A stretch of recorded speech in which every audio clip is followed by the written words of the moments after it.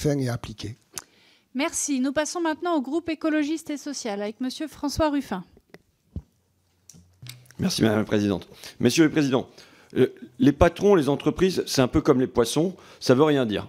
À l'intérieur, il y a les requins et il y a les sardines, et je suis bien conscient qu'il y a un amalgame à cette table, qui n'a pas les mêmes intérêts du CAC 40 aux artisans. Il y a eu 1 000 milliards d'euros de déficit creusés à la pelleteuse par Bruno Le Maire et Emmanuel Macron, et ça n'a même pas été pour investir, ça a été non pas pour une hausse des dépenses, mais pour une baisse des recettes, avec comme premier budget les aides publiques notamment aux entreprises, qui conduisent, et c'était déjà le cas avant la dissolution, c'était déjà le cas avant la censure, qui conduisent à une hausse du chômage et à des défaillances d'entreprises. Quel est le bilan que vous tirez de cette politique de l'offre? Deuxième question, quand on dit la crise, ce n'est pas la crise pour tout le monde. Et on voit à la une des Échos, dividendes, les groupes du CAC 40 n'ont jamais été aussi généreux. Les bénéfices ont triplé en 10 ans. Et en fait, c'est comme ça qu'on gagne surtout de l'argent quand on est actionnaire. Le CAC 40 a été, lui, multiplié par 2 durant la même période. C'est le ministre de l'économie, quand il était président de la Caisse de dépôt et consignation, qui déclarait « Lorsque j'ai commencé ma carrière professionnelle, le taux de rentabilité du capital admis correspondait environ à 7%. On considère désormais que 15% de la rentabilité est la règle. » Et il en disait ben voilà, ça fait plus de concentration des richesses du côté financier, mais ça fait moins pour les salariés, ça fait moins pour l'investissement.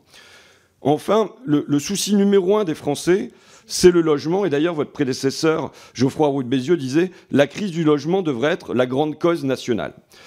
Or, c'est une personne sur 2 qui vient à ma permanence, c'est sur le logement. Les soucis de pouvoir d'achat, 1/4 du budget des ménages, c'est sur le logement. Et pourtant, c'est sur le logement que ces 7 dernières années, on a été faire le plus d'économies, avec 10 milliards d'euros de supprimés. Et là encore, le budget notamment de MaPrimeRénov', c'est une division par 2.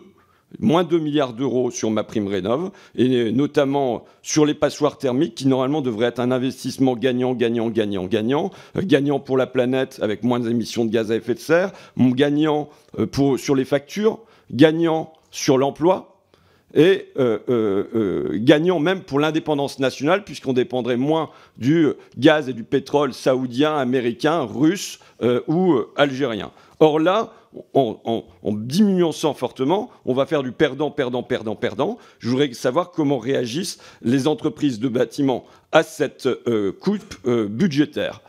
Merci.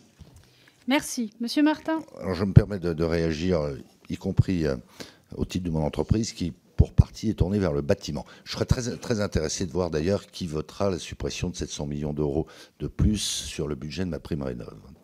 Parce qu'il faut que chacun gère ses contradictions. S'agissant du logement, je rappelle qu'effectivement, on est redescendu à 250 000 mises en chantier l'année dernière, soit le niveau de 1953, époque où nous avions en France 24 millions d'habitants de moins et où il n'y avait pas ces phénomènes de décohabitation qui créent des besoins supplémentaires. Pourquoi le logement s'est-il effondré ? Il y a une dimension taux d'intérêt qu'on retrouve à travers le monde entier, à travers l'Europe, qui est en train pour partie de se régler. Ça n'est pas de la responsabilité des pouvoirs publics français. Mais, et pardon de le dire ici, y compris le législateur, a empilé des réglementations au fil des ans qui ont considérablement, premièrement, surenchéri le coût du logement. Je pense par exemple à la RE 2020, qui est inspirée, comme beaucoup de choses, par de bonnes intentions environnementales en l'occurrence, mais c'est 8% de renchérissement du coût des logements.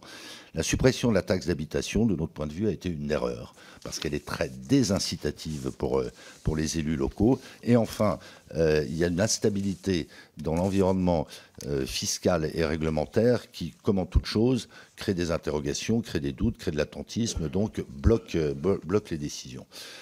Je serais également très curieux de savoir qui, dans cette maison, ne soutiendra pas un dispositif d'incitation à l'investissement locatif, puisque nous avons maintenant la suppression du Pinel. Alors voilà, moi j'entends tout, le contraire de tout.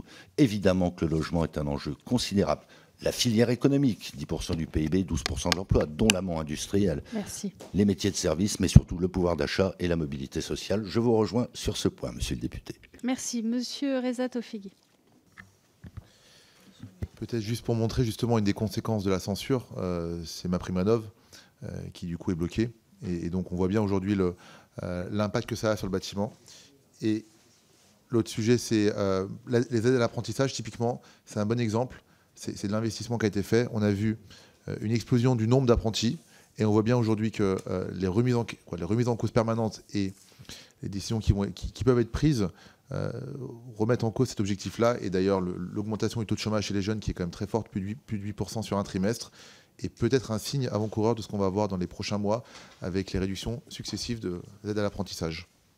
Merci, Monsieur Picon. Oui, très rapidement. Bon, les sardines nagent en banc, hein, et donc elles donnent l'impulsion et le courant. Plus sérieusement, oui, la prime rénov', cette incertitude, un coup oui, un coup non, rabioté par rabioté, c'est catastrophique pour les artisans du bâtiment. Et dans la casse que j'évoquais tout à l'heure, économique des petites entreprises dans les licenciements, c'est eux qui ont le pompon. Hein. Et c'est la conséquence directe de ça. Tous les jours, des carnets de commandes ne sont pas remplis. Et puis juste une chose sur l'apprentissage. Moi, je ne peux pas entendre, enfin, je ne sais pas si la majorité d'entre vous le pense, que les aides à l'apprentissage, c'est des aides aux entreprises. Enfin, c'est de l'investissement. C'est des tas de gamins que nous formons. 65% des apprentis sont dans les petites entreprises. C'est des gamins à qui on donne une nouvelle chance, qui n'ont pas réussi dans le circuit scolaire, qui apprennent un métier, qui s'insèrent, qui sont extrêmement heureux. Et l'entreprise, c'est un investissement colossal pour elle. Et donc, pour moi, c'est pas considéré, c'est un investissement de la nation dans sa jeunesse pour la repositionner. Et rabioter là-dessus, franchement, nous, on ne peut pas être d'accord avec cette vision-là. L'apprentissage doit être soutenu encore plus que ce qu'il l'est aujourd'hui. Merci. Donc avant de donner la parole à Monsieur Pascal Lecamp pour le groupe démocrate, juste vous dire que vous pouvez vous inscrire aussi, évidemment, en tant qu'orateur ou oratrice individuelle, y compris si vous avez été orateur de groupe.